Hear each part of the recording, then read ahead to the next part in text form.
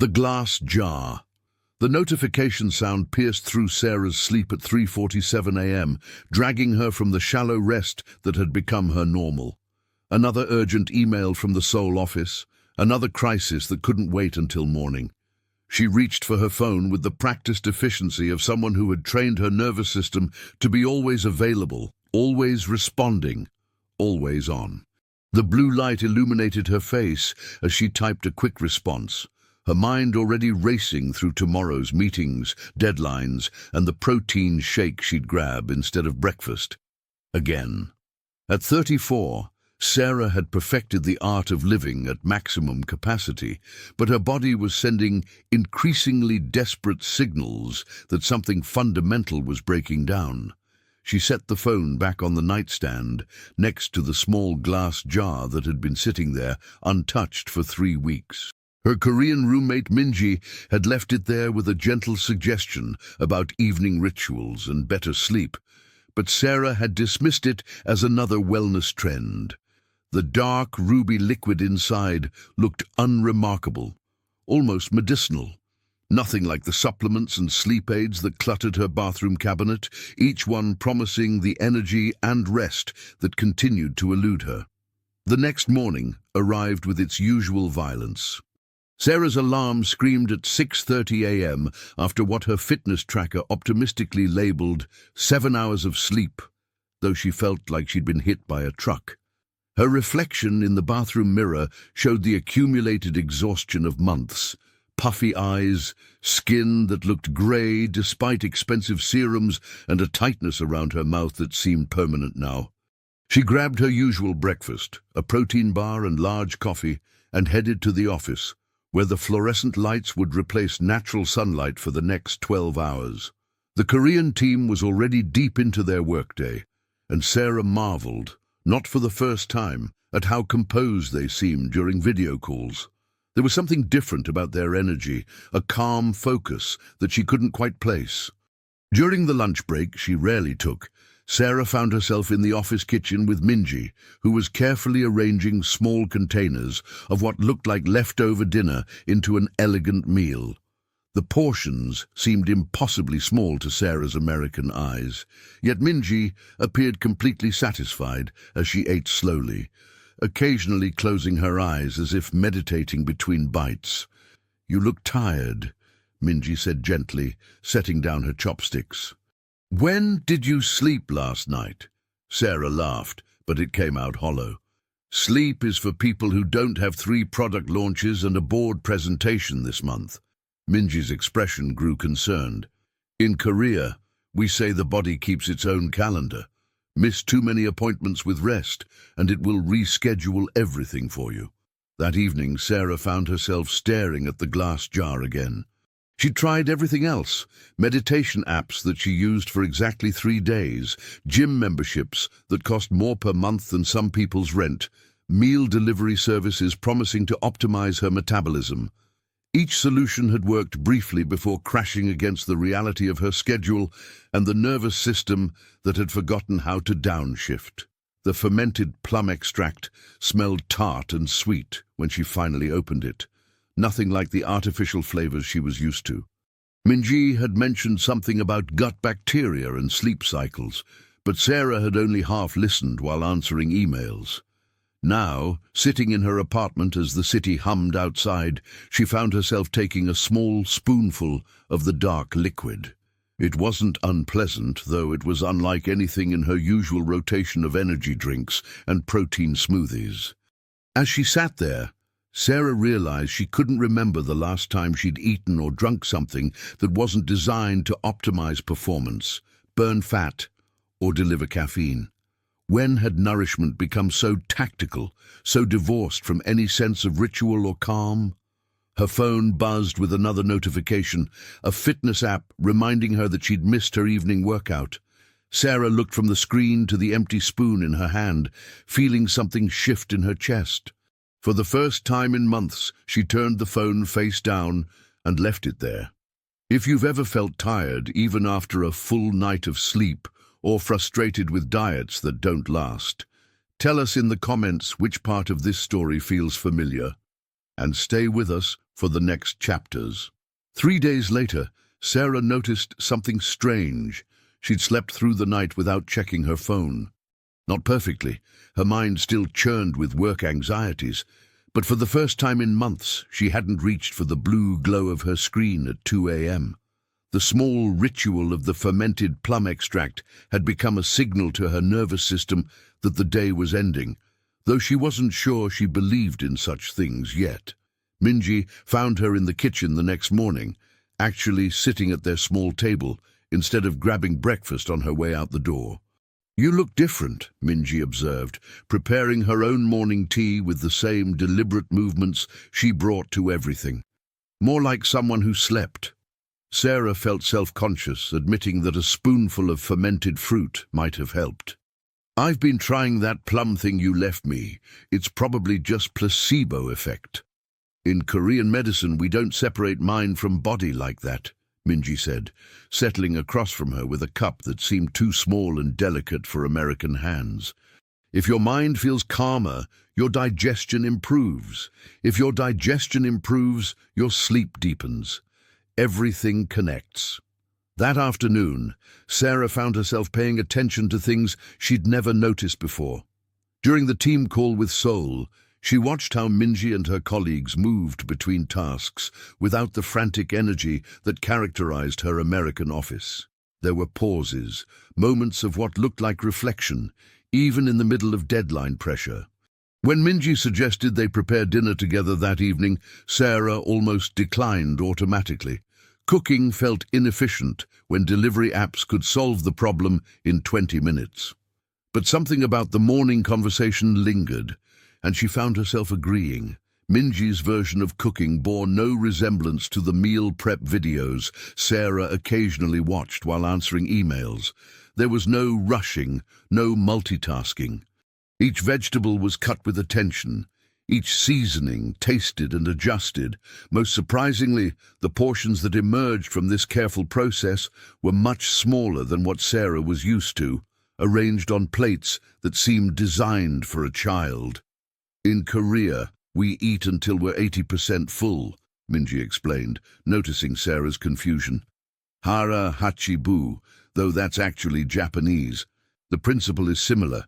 Leave space for your body to digest, to rest." The meal itself was a revelation. Eating slowly, using chopsticks that forced her to take smaller bites, Sarah found herself actually tasting her food instead of mechanically consuming it while scrolling through her phone. The fermented vegetables that accompanied the main dishes created flavors that seemed to evolve as she chewed, and her usual post-meal heaviness never arrived. "I eat twice as much as this usually," Sarah admitted, surprised that she felt satisfied.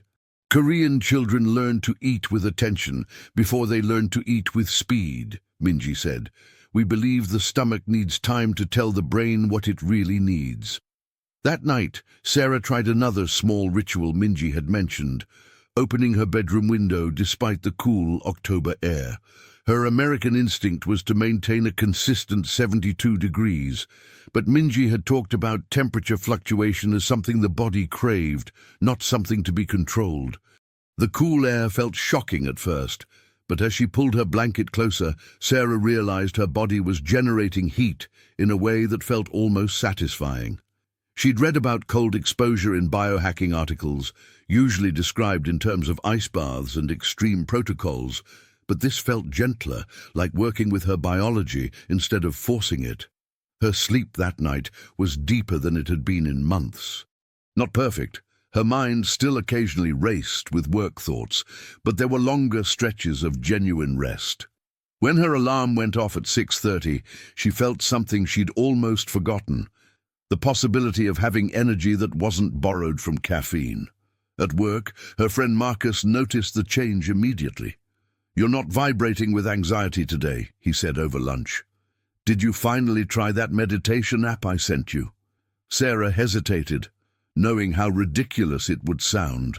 "I've been eating dinner differently and sleeping with the window open," Marcus laughed. "That's it? Rachel, you've tried every biohack known to science.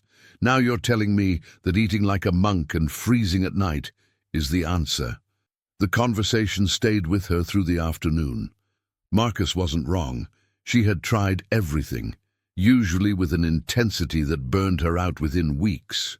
But these small changes felt different, less like imposing discipline on her body and more like listening to signals she'd been ignoring for years.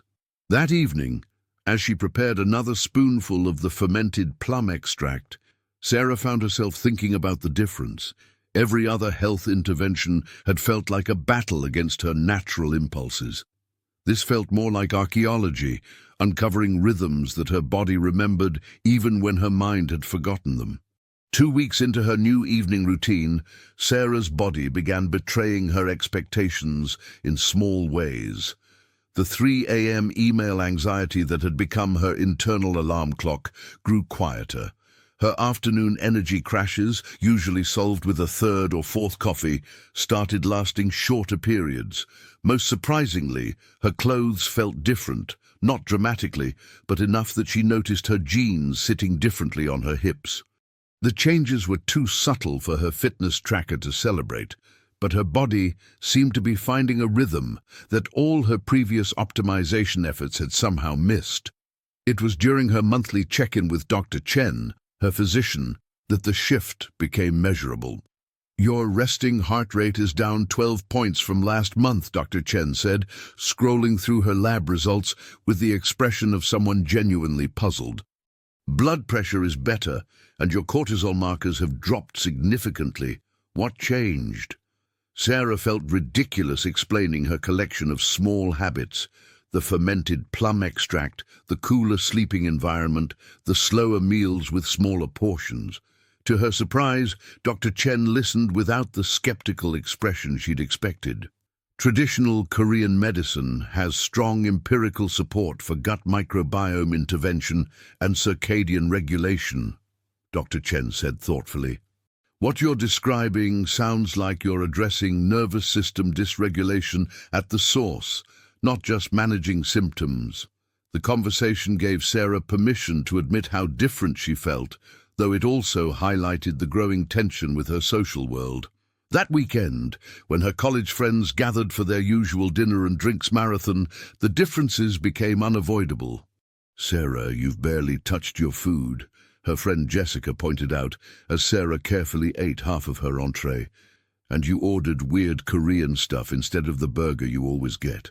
"I've been eating smaller portions lately," Sarah said, aware of how defensive she sounded. "It's helping me sleep better." "Sleep better?" Marcus joined in, already 3 drinks ahead of everyone else. "You work in tech and you're worried about optimization. Just take melatonin like a normal person." The group laughed, but Sarah felt the familiar pressure to normalize her behavior, to prove she wasn't becoming one of those health-obsessed people who made everyone else uncomfortable. She ordered another drink and finished her meal, ignoring the heaviness that settled in her stomach and the way her energy shifted from calm alertness to sluggish fullness. That night, lying in bed with her stomach still processing the large meal, Sarah realized she was facing her first real choice point. The Korean rhythms she'd been exploring worked. Her body felt more stable, her sleep deeper, her energy more consistent. But they required a different relationship with social eating, with the cultural expectation that more was always better. Minji found her the next morning nursing a headache and looking exhausted again.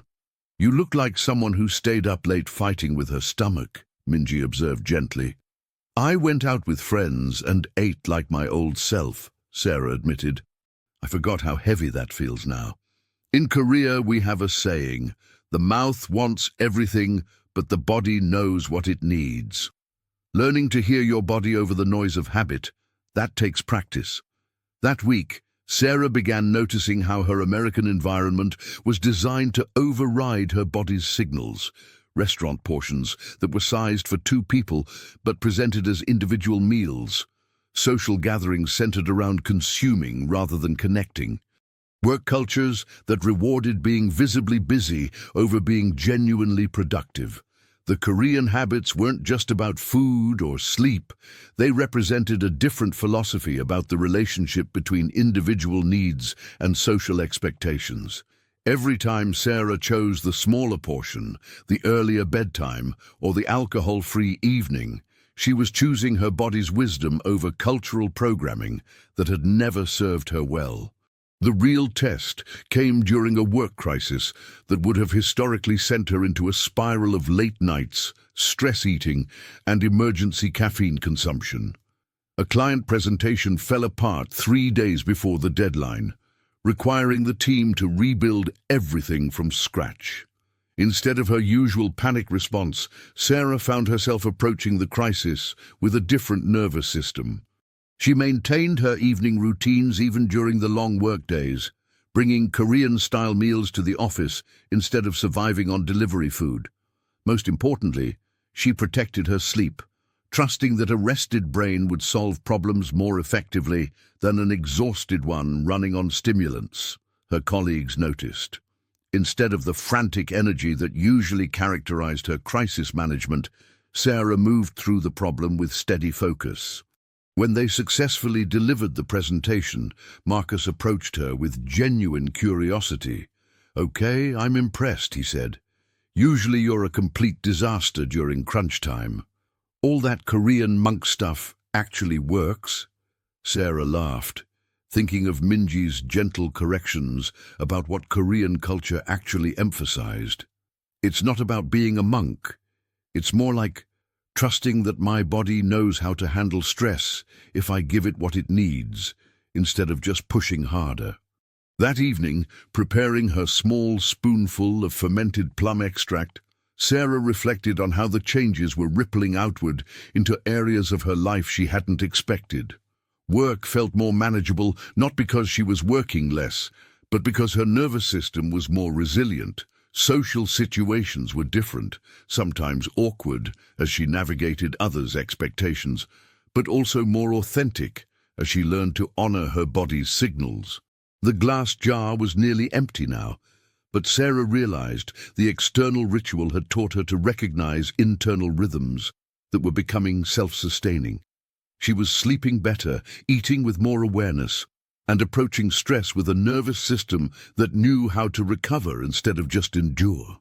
Would you rather force yourself with willpower or redesign your environment and habits like this character is learning to do? Comment which path makes more sense to you, and share this episode with someone who needs a gentler approach to change. The empty glass jar sat on Sarah's kitchen counter for 3 days before she realized the ritual had become internal. Her body now naturally craved the evening routine, the gentle transition from day energy to night restoration, the small portions that left her feeling satisfied rather than stuffed, the cool air that invited deeper sleep. What had started as an experiment in Korean wellness habits was revealing itself as something more fundamental, a complete restructuring of how she related to her body's needs. The transformation became visible to others during her quarterly performance review with her manager Elena, who had worked with Sarah for 2 years through various productivity experiments and wellness initiatives. "I need to ask what you've changed," Elena said, closing her laptop and leaning forward. "Your work quality has improved, but more importantly, you seem sustainable. Before, you were brilliant but burning out visibly. Now you seem like someone who could maintain this level for years." Sarah described her Korean-inspired evening routines, the smaller meals, the temperature regulation, expecting the familiar skepticism she'd encountered from friends. Instead, Elena listened with the attention of someone recognizing a pattern. "My grandmother was Korean," Elena said quietly. "She lived to 93. And never had the health crises that seem normal for American women her age. She ate from tiny bowls, slept with her window open year-round, and had these evening rituals that seemed almost ceremonial. I always thought it was old country superstition." The conversation stayed with Sarah through the week, particularly as she navigated her first major social test, her sister's wedding in Chicago. Family gatherings had always been minefields of commentary about weight, appearance, and lifestyle choices, but now Sarah faced them with a fundamentally different relationship to food and self-care. The rehearsal dinner presented the familiar challenge: massive portions, rich foods, alcohol flowing freely, and the social expectation to indulge as a form of celebration. Sarah found herself moving through the evening with the careful attention Minji had modeled, eating slowly, choosing smaller amounts, pausing between courses to let her body signal its needs. "Sarah, you're picking at your food," her aunt commented loudly enough for nearby tables to hear. "Are you on another one of those diets?" The question hung in the air, loaded with family history of weight struggles, failed attempts at change, and the complicated dynamics of women policing each other's choices.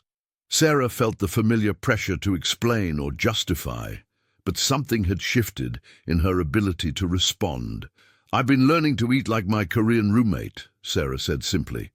"Smaller portions, more attention to flavors. It's been helping me sleep better and feel more stable." "Korean?" her cousin Jessica chimed in. "Like that K-beauty stuff? Are you going to start looking 12 years old too?" The family laughed, but Sarah noticed something different in her internal response. Instead of shame or defensiveness, she felt curious about their reactions. Why did eating less seem threatening? Why did taking care of herself read as criticism of their choices? Later that evening, in the hotel room, Sarah opened the windows, despite the November cold, and prepared for sleep without her usual travel anxiety. The Korean habits had given her something she hadn't expected: a portable sense of home in her own body, rhythms she could maintain regardless of external circumstances. The wedding day itself brought another test when her mother approached her during the reception, looking concerned. "Honey, people are asking if you're okay. You seem different, quieter. Are you eating enough?" Sarah looked at her mother's worried expression and realized they were having a conversation about two different definitions of health. In her family's framework, taking up less space, eating less, speaking less, needing less, registered as a problem to be solved. In the Korean framework she'd been learning, these same changes represented alignment with natural rhythms. "I'm eating when I'm hungry and stopping when I'm satisfied," Sarah said. "I've been sleeping through the night for the first time in years. My doctor says my stress markers are the best they've been since college."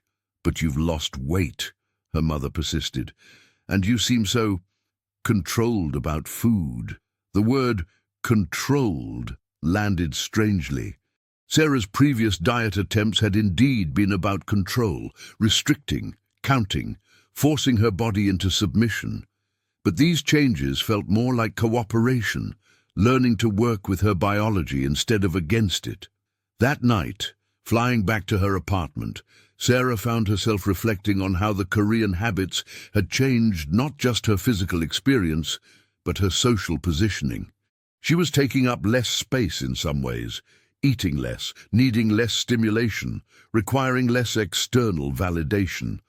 But she was also taking up space more intentionally, honoring her body's signals, even when they inconvenienced others. Minji was waiting with tea when Sarah arrived home, exhausted from travel, but not depleted in the way family events usually left her. "How was it?" Minji asked, settling onto their couch with her characteristically small, graceful movements. "Complicated," Sarah admitted. "People noticed I was different, but they couldn't decide if it was good or bad, like I was breaking some rule I didn't know existed. In Korea, we say that when you change your relationship with food, you change your relationship with everything," Minji said thoughtfully. "Your family probably senses that you're not asking for their permission anymore. That can feel threatening, even when it's healthy." The observation hit something deep in Sarah's understanding. The Korean habits weren't just about metabolism or sleep optimization. They were teaching her to trust her body's wisdom over social expectations, to prioritize internal signals over external approval. No wonder the changes felt revolutionary, even when they appeared small from the outside. As she prepared for sleep in her own bed, windows open to the cool night air, Sarah realized she had crossed an invisible threshold. The habits that had started as experiments were now simply how she lived.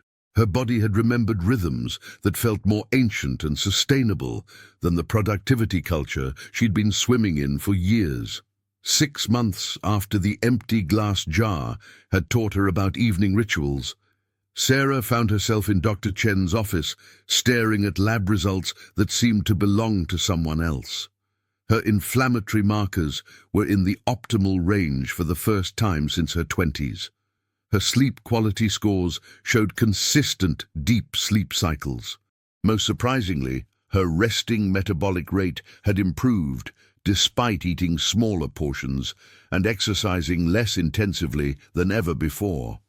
"I've been practicing medicine for 15 years, Dr. Chen said, comparing her current results to the chart from 6 months earlier. "What you've accomplished isn't typical for someone making only lifestyle changes. Most patients need medication to see improvements this significant in metabolic markers."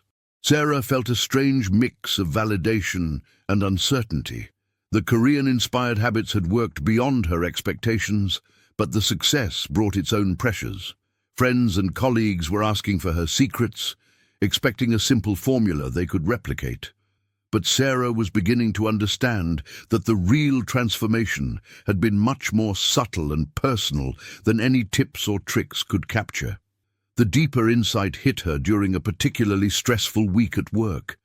A major client demanded round-the-clock availability, the kind of crisis that would have previously sent her into survival mode. Energy drinks, late-night takeout, and sleep sacrificed to prove her dedication. But as the pressure mounted, Sarah noticed something remarkable. Her body responded differently to stress. Instead of the familiar cortisol flood that used to leave her wired and exhausted simultaneously, she found herself accessing a steadier kind of focus. She maintained her evening routines, even during 14-hour days, protected her sleep even when emails poured in past midnight, and continued eating with the attention and portion awareness that had become second nature. The breakthrough moment came on the 3rd night of the crisis, when she realized she was working from a completely different nervous system than the one that had carried her through previous emergencies. The Korean habits hadn't just changed her eating or sleeping patterns, they had rewired her relationship to stress itself. That evening, preparing her small dinner while her colleagues were still frantically messaging in the group chat, Sarah understood what Minji had been trying to tell her about connection. The fermented foods, the portion control, the temperature regulation, the breathing patterns, they weren't separate optimizations, but parts of a coherent philosophy about how to live in a body without fighting it constantly. "You're different," Marcus said the next day, watching her eat lunch with the same careful attention she'd maintained even during the work crisis. "Before, stress would make you either not eat at all or demolish a bag of chips while typing. Now you look like, I don't know, like someone who trusts that taking care of yourself is actually productive." The observation crystallized something Sarah had been feeling, but couldn't articulate. Her previous approaches to health and productivity had been based on overriding her body's signals. Caffeine to mask fatigue, large meals to satisfy emotions, intense exercise to punish perceived weaknesses. The Korean habits had taught her the radical concept of working with her biology instead of against it. But the real test of transformation came when Minji announced she was moving back to Seoul to care for her aging grandmother. Sarah's first response was panic, not just about losing her roommate, but about losing the living example of the rhythms she'd been learning to embody. "What if I forget how to do this without you modeling it?" Sarah asked as they prepared what might be their last shared meal. "The habits aren't Korean or American," Minji said, arranging small portions of fermented vegetables with her characteristic precision. "They're just what bodies need when we listen carefully. You've learned to hear your body speaking. That conversation will continue whether I'm here or not." That night, Sarah lay in her cool bedroom, thinking about what she'd really gained over the past 6 months. The weight loss and improved lab results were tangible benefits, but the deeper transformation was in her relationship to herself. She had learned to interpret hunger and satiety, fatigue and energy, stress and calm, as information rather than inconveniences. The Korean habits had been the vehicle, but the real change was in her willingness to trust her body's wisdom over cultural programming that had never served her well. Instead of forcing herself to eat more, sleep less, and push harder, she had learned to work with rhythms that felt more sustainable and humane. A week after Minji's departure, Sarah found herself shopping for a new glass jar to hold fermented plum extract.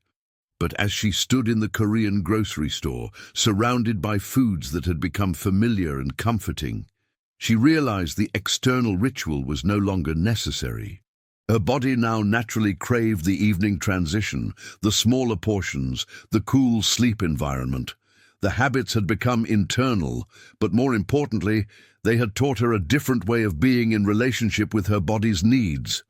She no longer needed permission from external experts or validation from fitness trackers to trust what her body was telling her.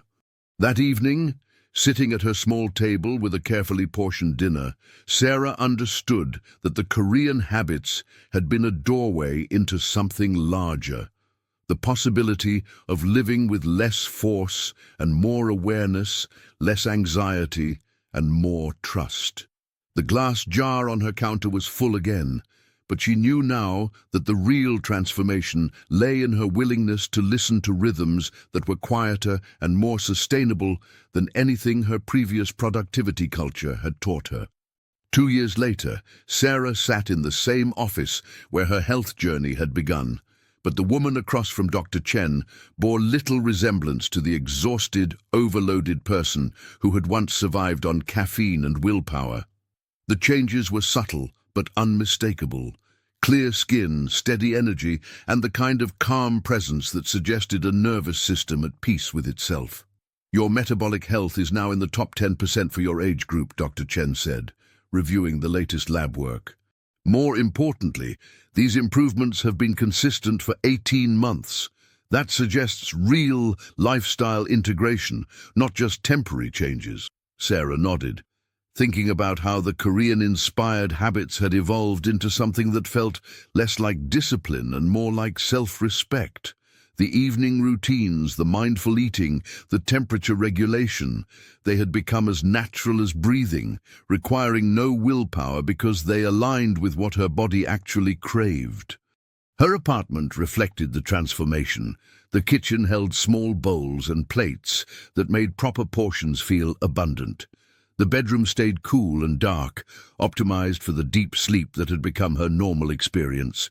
Most significantly, her relationship to food had shifted from tactical fuel consumption to something closer to meditation, a 3 times daily practice of attention and gratitude. The social implications had been the most unexpected aspect of the journey. Friends who had initially teased her about becoming too healthy now quietly asked for advice. Her family had gradually stopped commenting on her smaller portions, especially after her mother's doctor suggested similar changes for her own metabolic issues. At work, Sarah had become known for a steady kind of productivity that didn't require crisis management or heroic efforts. Her Korean-influenced approach to stress, treating it as information rather than emergency, had made her invaluable during the company's most challenging year. But the most profound change was in her relationship to aging. Where she had once feared each passing year as evidence of declining willpower and increasing health problems, she now felt curious about how these habits might support her through decades of life. The Korean elders she had learned about seemed to age with dignity and vitality, their small daily practices accumulating into remarkable resilience over time. That evening, preparing dinner in her quiet kitchen, Sarah reflected on how transformation had actually felt from the inside. The dramatic before and after stories she'd once envied had never captured the reality of change, the gradual shifts in what felt normal, the slow rewiring of habits and preferences, the way taking care of herself had become a form of daily devotion rather than a battle against her natural impulses. Minji's voice drifted through a video call from Seoul, where she was caring for her grandmother and working as a nutrition counselor. "You look peaceful," Minji observed, noting something in Sarah's expression that webcams rarely captured.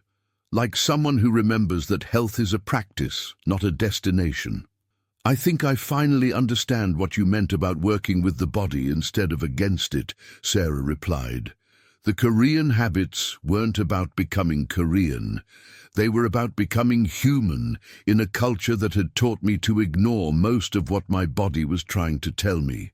After the call ended, Sarah sat with her small cup of evening tea, watching steam rise in the lamplight. The glass jar that had started everything sat nearby, refilled weekly but no longer needed as a reminder. The ritual had taught her body to expect evening transition, and now the rhythm maintained itself. She thought about the person she had been 2 years earlier, brilliant but burning out, successful but unsustainable, always pushing against her biology instead of working with it. That woman had been looking for ways to override her body's limitations. This woman had learned to see those same signals as wisdom. The weight loss and improved health markers were real, but they felt like side effects of a more fundamental transformation. Sarah had learned to live in partnership with her body rather than in constant conflict with it. The Korean-inspired habits had shown her what was possible when she stopped trying to force her biology into submission and started listening to what it needed to thrive. As she prepared for sleep in her cool, dark bedroom, Sarah felt grateful for the path that had led her here. Not grateful for the years of exhaustion and struggle that had preceded it, but grateful for the possibility of living differently, of aging with grace rather than desperation, of trusting her body's wisdom even in a culture that constantly urged her to override it. The small habits continued their quiet work, the fermented foods supporting her microbiome, the temperature regulation optimizing her sleep, the mindful eating maintaining her metabolism without constant management. But the real gift had been learning to see these practices not as restrictions, but as forms of self-respect, ways of honoring the body that carried her through each day. In the darkness before sleep, Sarah sometimes marveled at how profoundly her life had changed, through shifts so small they were nearly invisible to outside observers. She had learned one of the most radical lessons available in modern life, that taking exquisite care of herself was not selfish, but revolutionary, not restrictive, but liberating, not temporary, but sustainable for whatever years lay ahead. The glass jar caught the last bit of lamplight as she turned off the bedside light, a small reminder that transformation often came disguised as the simplest things: paying attention, eating with gratitude, sleeping with trust, and remembering that the body she lived in was not her adversary, but her oldest and wisest teacher. If this story reminded you that real transformation comes from small habits repeated over time, not from overnight fixes, subscribe to the channel, tell us which country you watch from, and invite someone to start this journey with you in the next story.